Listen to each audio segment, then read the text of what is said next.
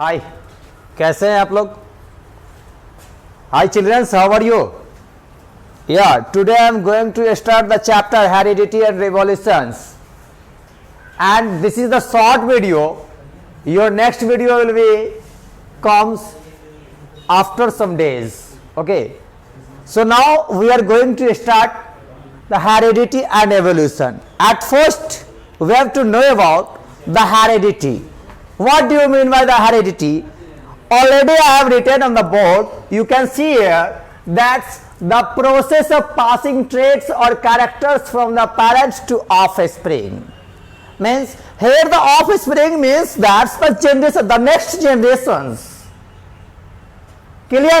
It means the कि यहां पर जो है ना बाबू, हम लोग क्या है कि ऑफ स्प्रिंग करने का मतलब क्या है कि जो नेक्स्ट जनरेशन है उसके लिए यूज कर रहे हैं ऑफ स्प्रिंग।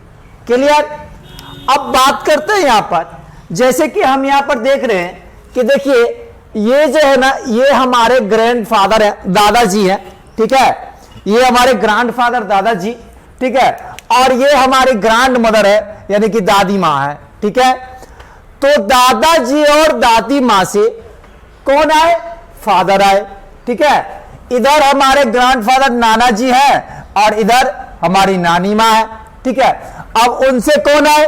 मदर आए। क्लियर है? अब मदर, ये फादर और मदर दोनों मिलकर क्या किए? ये अब एक नया जनरेशन आ गया, एक नया ऑफस्प्रिंग आ गया जो बेबी कहला गया, नहीं जो बेबी कहला गया।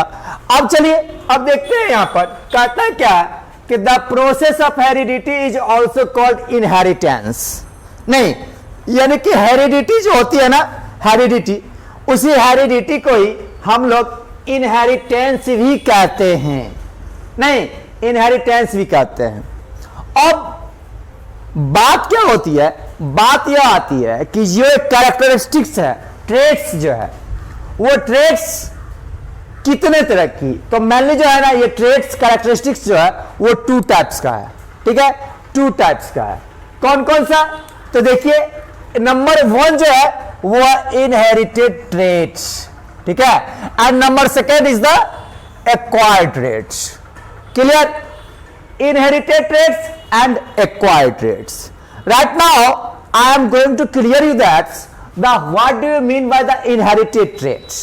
Okay, तो at first क्या होता है कि जो कैरेक्टर्स, ठीक है, जो कैरेक्टर्स पेरेंट्स से, नहीं, जो कैरेक्टर पेरेंट्स से आ रहा है ना, वो आपका क्या कहलाता है? Inherited traits. जैसे क्या? पेरेंट्स के आने, पेरेंट्स से हम लोग को क्या आ गया? हाइट आ गया, स्किन का कलर आ गया, कर्ली हेयर हो गया, है ना। तो ये सब जो है ये आपका इनहेरिटेड ट्रेट्स में आता है। कहता क्या है कि traits that transferred from parents to offspring. नहीं, यानी कि पेरेंट्स से जो कैरेक्टर्स ट्रांसफर होके उसके ऑफस्प्रिंग में आ गया, ठीक है, उसके ऑफ स्प्रिंग में आ गया, वो आपका इनहेरिटेड कैरेक्टर्स कहलाता है या इनहेरिटेड ट्रेट्स कहलाता है। क्लियर है? नहीं, और ये होता क्या है, ये ऑलरेडी ना, ये ऑलरेडी जीन में प्रेजेंट होता है। अब जो पेरेंट्स हैं, जो पेरेंट्स हैं, ठीक है, तो पेरेंट्स के जीन में ऑलरेडी यह प्रेजेंट होता है, ठीक है। और यहां पर क्या होता है? यहां पर जेनेटिक वेरिएशंस भी देखने को हम लोगों को मिलता है ना, जेनेटिक वेरिएशन। कहता है क्या? There are genetic variations called in reproductive tissue, है ना। और अब बात यहां पर ये क्या आती है कि ये जेनेटिक वेरिएशंस जो होता है ना, जेनेटिक वेरिएशंस, ये जेनेटिक वेरिएशंस जो आता है वो आता कहां पर? वो आता जो रिप्रोडक्टिव टिश्यू है हमारे बॉडी में, जो रिप्रोडक्टिव टिश्यू है, उस रिप्रोडक्टिव टिश्यू से ही क्या होता है? जेनेटिक वेरिएशंस आता है। यानी कहने का मतलब क्या होता है कि वेरिएशंस जो अभी जो आपको बताया बाबू ने कि 2 टाइप का वेरिएशंस, 2 टाइप का आपको कैरेक्टर्स बताया, ठीक है, उसमें से ये इनहेरिटेड करने का जो रिप्रोडक्टिव टिश्यू से, रिप्रोडक्टिव टिश्यू यानी कहने का मतलब क्या, जो क्रोमोसोम्स है, ठीक है। जो क्रोमोसोम से ऑलरेडी आप लोग जानते हैं कि रिप्रोडक्शन जो होता है वो टू टाइप्स का होता है, सेक्सुअल होता है और असेक्सुअल होता है, क्लियर है। तो ये जो होता है ये ऑलरेडी जो मतलब कि क्रोमोसोम से, ठीक है, क्रोमोसोम से जो कैरेक्टर उसके ऑफ स्प्रिंग में आता है ना, वही आपका इनहेरिटेड कहलाता है, ठीक है। अब बात करते हैं फिर आगे वाला बात करते हैं कि एक्वायर्ड, ठीक है, एक्वायर्ड ट्रेट्स। देखिए यहां पर एक्वायर्ड ट्रेट्स यहां पर कहता है क्या है कि एक्वायर्ड ट्रेट्स करने का मतलब क्या है, कुछ ऐसे भी गुण होते हैं हम लोगों के पास, है ना, कुछ ऐसे भी गुण होते हैं जो क्या होता है, जो पेरेंट्स से एकदम अलग होता है, यानी कि पेरेंट्स के वाला गुण हमारे में नहीं होता है। जो चीज क्या है, जो चीज हम इस लाइफ टाइम में, इस जिंदगी में हम लोगों ने जो सीखा है ना, इस जिंदगी। अब जैसे क्या हुआ कि अब आपके फादर जो है, सपोज दैट आपके फादर फार्मर थे, एग्रीकल्चर में किसान थे, ठीक है, और आप बन गए डॉक्टर। तो डॉक्टर बन गए कैसे, आपने क्या किया कि अपने मेहनत के बल पे, ठीक है, नॉलेज को अपने अंदर क्या किया, नॉलेज को इनटेक किया, अपने अंदर लिया, है ना। तो वो नॉलेज या फिर क्या हुआ, जिम जाके क्या किए, मसल्स उसल्स बना लिए जिम जाके, है ना। अब ऐसा तो है नहीं कि हम अगर बॉडी बिल्डर हो गए तो हमारा बाल बच्चा भी बॉडी बिल्डर होगा, ये कोई जरूरी नहीं है, ठीक है, बॉडी बिल्डर होगा। अब ये क्या हुआ, ये जो है इंडिविजुअली हमने अपने बल पे, अपने मेहनत के बल पे हमने क्या किया, हम अपने शरीर के मसल्स को बढ़ा लिया, है ना, शरीर के मसल्स को बढ़ा लिया। और शरीर के मसल्स को जो बढ़ा लिया वो तुम्हारा क्या कहलाएगा, यही तुम्हारा कैसे, जैसे क्या कहता है, traits that are developed throughout the lifetime of individual.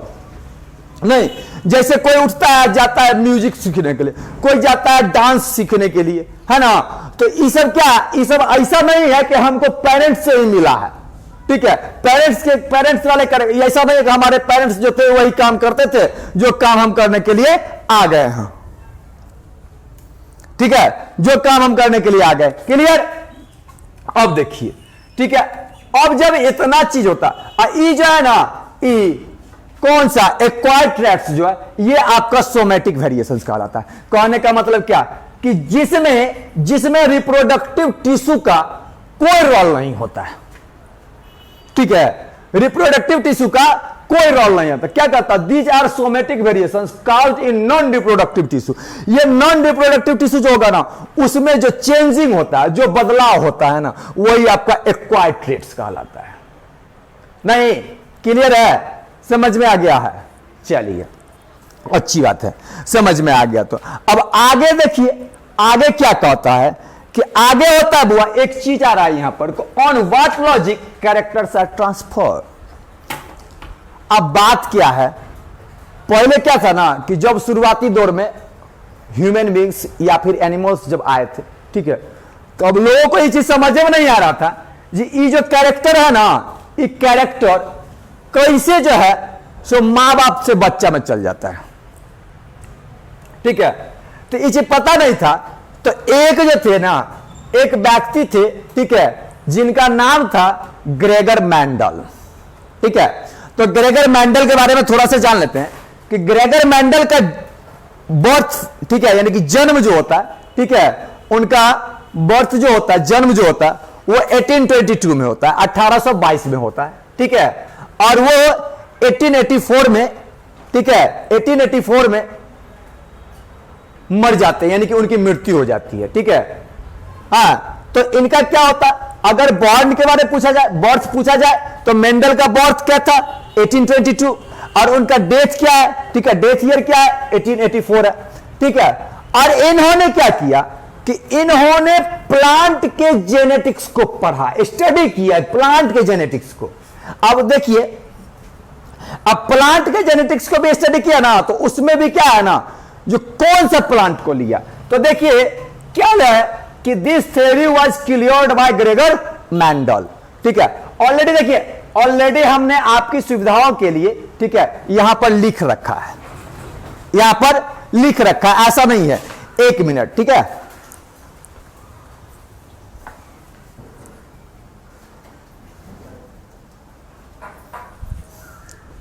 Already हम यहां पर लिख रखे। चलिए अब क्या हो रहा है, बात क्या होती है यहां पर कि इन्होंने क्या किया कि पाइसम सैटिवन, ठीक है, अब कहिएगा कि सर ये क्या बोल रहे हैं पाइसम सेटिवम। देखो बउआ, पाइसम सेटिवम जो है ना, ये साइंटिफिक नेम है किसका, किसका, पी जानते हैं हम लोग, पी मटर जानते हैं, मटर, ठीक है, तो हाँ मटर का। जैसे क्या, जैसे क्या मैंगो का साइंटिफिक नेम क्या है, मैग्नोफेरा इंडिका, नहीं ह्यूमंस का क्या है, होमो सैपियंस। तो उसी तरह से जो पी प्लांट है ना, पी प्लांट, ठीक है, मटर, उसका क्या नाम है बाबू, तो उसका है पाइसम सैटिवम, ठीक है, पाइसम सैटिवम। उन्होंने क्या किया कि पाइसम सैटिवम, अब पाइसम सैटिवम को क्यों लिया, क्यों लिया, हो सकता था कि वो बनियान ट्री को ले सकते थे या पीपल के ट्री को ले सकते थे, क्या ले सकते थे ना, लेकिन नहीं। अब क्यों नहीं लिया, तो देखिए मेंडल साहब तो ऐसा तो नहीं है कि मेंडल साहब जो पैदा लिए थे तो पूरा एकदम जिंदगी जीने के लिए आए थे कि ना भाई कभी मर भी नहीं करेंगे। तो अगर मान लिया जाए बाबू कि अगर सपोज दैट कि जो लॉन्ग टर्म वाला प्लांट है, अगर उस लॉन्ग टर्म वाले प्लांट को अगर ले लिया जाता तो पता क्या चलता कि एक में तो हम चेक कर लिए, लेकिन अगला जनरेशन में जो है ना, वो अगला जनरेशन हम देख ही नहीं पा रहे हैं कि वो कैरेक्टर उसमें आया कि नहीं आया। तो इसीलिए क्या किया गया कि जो शॉर्ट लाइफ प्लांट था ना, उस शॉर्ट लाइफ प्लांट को लिया गया, जो ताकि उसे पता चल सके कि ये जो कैरेक्टरिस्टिक्स है, ये कैरेक्टरिस्टिक्स जा रहा है कि नहीं जा रहा है ना। तो इसीलिए क्या है, कहा गया है कि it is easy to grow, नहीं इसका जो है ग्रोथ रेट जो होता है वो आसान होता है, डेवलपमेंट आसान होता है, इजी वे में ग्रो करता है ना। और it has short life cycle, नहीं इसकी जिंदगी जो होती है ना वो छोटी होती है, छोटी होती है। And therefore it was possible to study number of generation. और जब जिंदगी छोटी होती है ना, तो उसके नेक्स्ट जनरेशन, बहुत सारे जनरेशन को, ठीक है, बहुत सारे जनरेशन को स्टडी हम लोग क्या कर, हम लोग स्टडी कर सकते हैं उसको, बहुत सारे जनरेशन को, है ना। और इसका क्या था, it has 7 pair of contrasting characters, 7 go pair contrasting characters का, 7 गो पेयर। अब कॉन्ट्रास्टिंग कैरेक्टर का 7 गो पेयर कैसे का, जैसे मतलब क्या कि जो कलर हो गया, ठीक है, कलर हो गया। अब एक जानते हैं ना, मटर जो होता है ना, एक येलो मटर और एक ग्रीन वाला मटर, है ना, येलो मटर और ग्रीन वाला मटर, 2 तरह का मटर हो गया। अब उसमें क्या है, अगर उसमें क्लियर करने लगे तो वो कलर जो आएगा, ठीक है, वो कलर जो आएगा वो कैरेक्टर्स, कलर वाला कैरेक्टर्स आएगा, या फिर क्या है वो स्ट्रेट खड़ा रहेगा, ठीक है, स्ट्रेट खड़ा रहेगा। या फिर क्या होता है कि एक चीज देखते हैं क्या कि मटर जो होता है, ठीक है, मटर जो होता है, जैसे मान लिया जाए सपोज दैट कि ये मटर है, ठीक है, मटर जो होता है,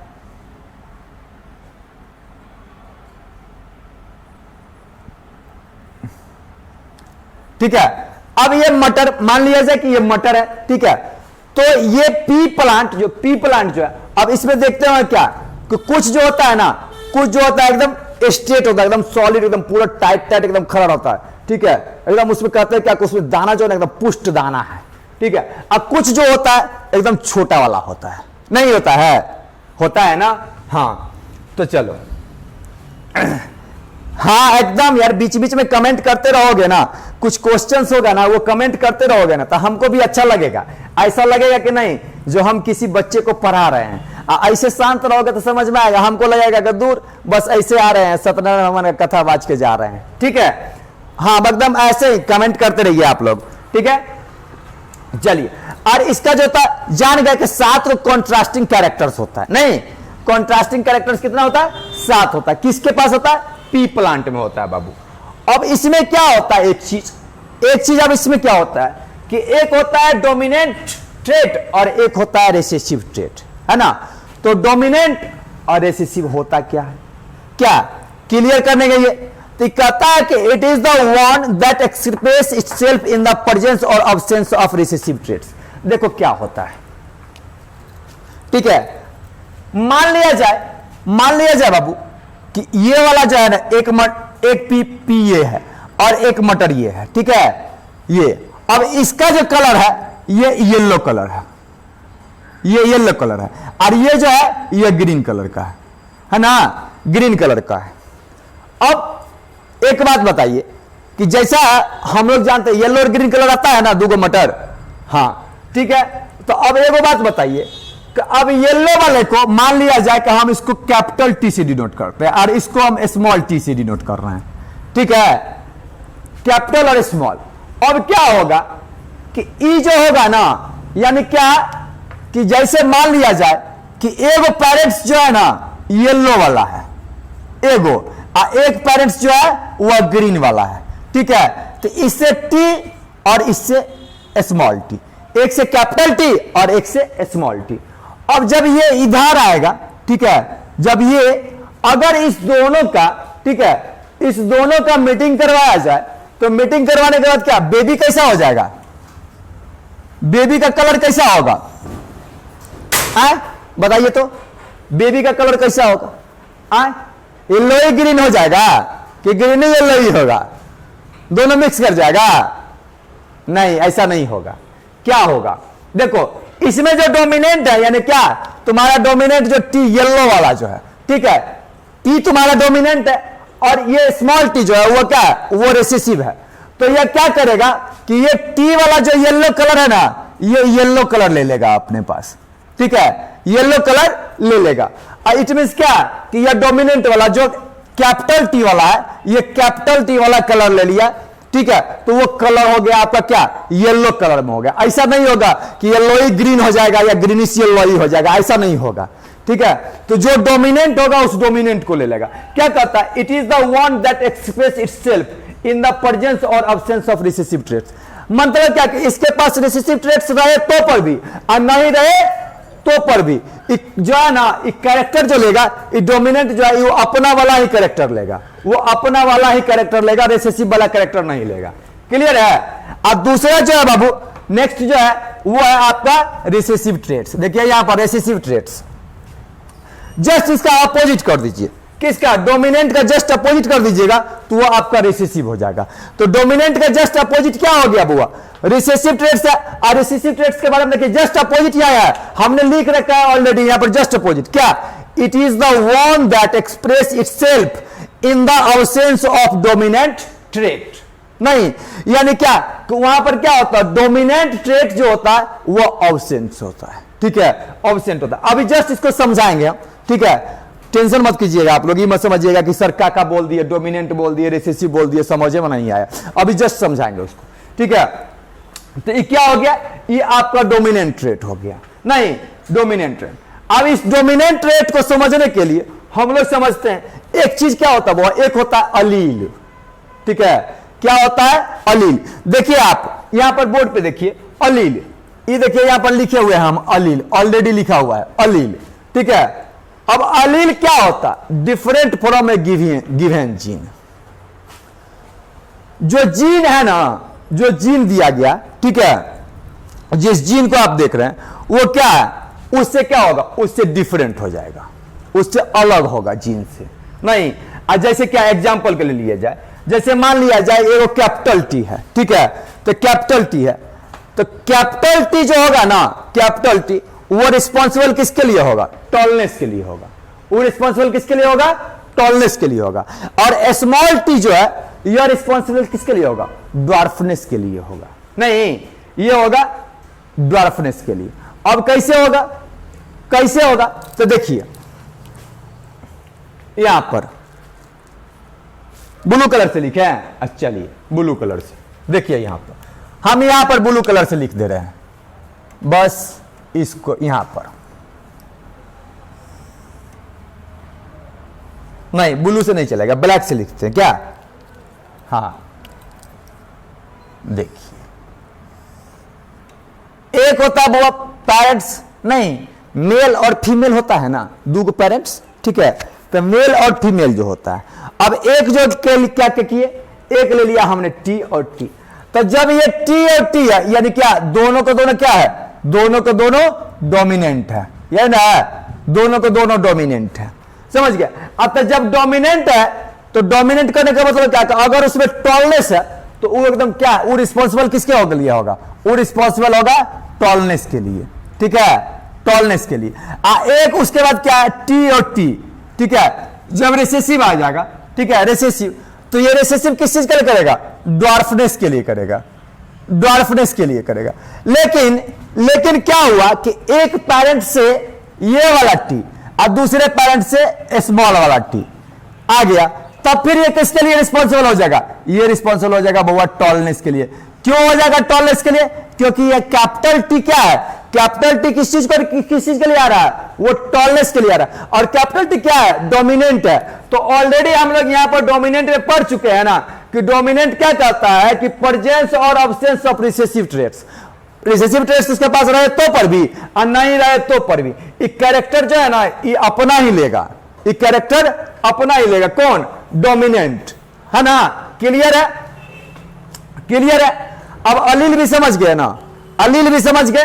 चलिए अब क्या होता है बाबू, इसमें एक चीज और आती है, ठीक है? एक चीज और आती है, एक आती है फेनोटाइप और ये दूसरा आता है जीनोटाइप, ठीक है? फेनोटाइप होने का मतलब क्या होता है कि यहां पर देखिए क्या कह रहा है कि it refers to observable physical appearance of given organism, ठीक है? यानी क्या उसमें जो उसका जो फिजिकल अपीयरेंस होता है, यानी क्या उसका जो बॉडी स्ट्रक्चर होता है, उस बॉडी स्ट्रक्चर में क्या होता है? बदलाव होता है, फिजिकल अपीयरेंस होता है, ठीक है? फिजिकल अपीयरेंस होता है। जैसे देखते हो क्या कि अगर मटर के ही दाने को ले लें, मटर के ही दाने को, तो कोई मटर का दाना देखते होगा कि बड़ा बड़ा मटर का दाना होता होगा, और कोई होता होगा छोटा मटर का दाना होता है, नहीं तो कोई होता होगा गोल गोल मटर का दाना, कोई मटर का दाना देखिएगा ना एकदम क्या होगा? रफ सरफेस होगा, एकदम खुरदरा होगा, रफ सरफेस होगा, खुरदरा होगा, है ना? खुरदरा होगा।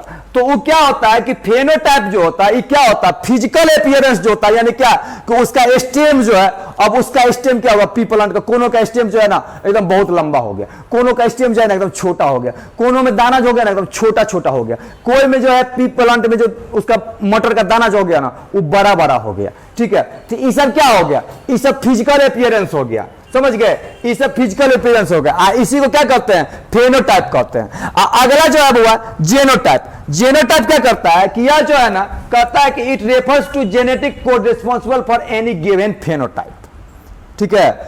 अब इसमें क्या होगा कि कोई भी फेनोटाइप, जैसे यहां पर देखिए, इसको एग्जांपल से समझिएगा ना तो बहुत अच्छी तरह से समझ में आ जाएगा।